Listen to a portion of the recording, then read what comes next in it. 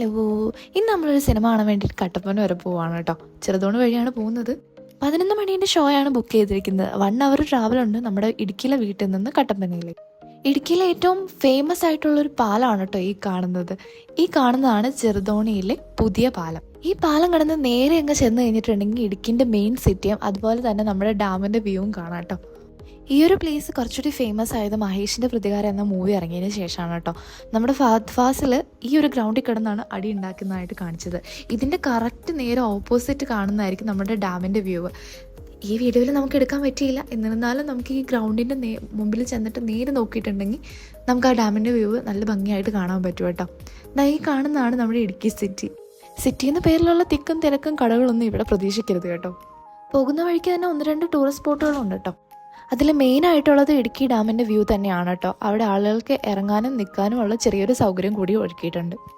അതും കഴിഞ്ഞ് കുറച്ചുകൂടി മുന്നിലേക്ക് വന്നിട്ടുണ്ടെങ്കിൽ കാൽവറി മൗണ്ടിലേക്കുള്ള വഴി നമുക്ക് കാണാൻ പറ്റും കേട്ടോ.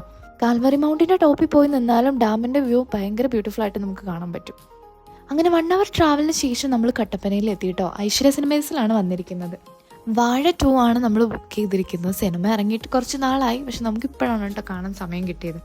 നല്ല മൂവി ആയിരുന്നു കേട്ടോ. മൂവിയും കണ്ട് അങ്ങനെ ടൗണിലൊക്കെ ഒന്ന് കറങ്ങി ഫുഡും കഴിച്ചിട്ടാണ് ഞങ്ങൾ തിരിച്ച് വീട്ടിലേക്ക് പോയത്.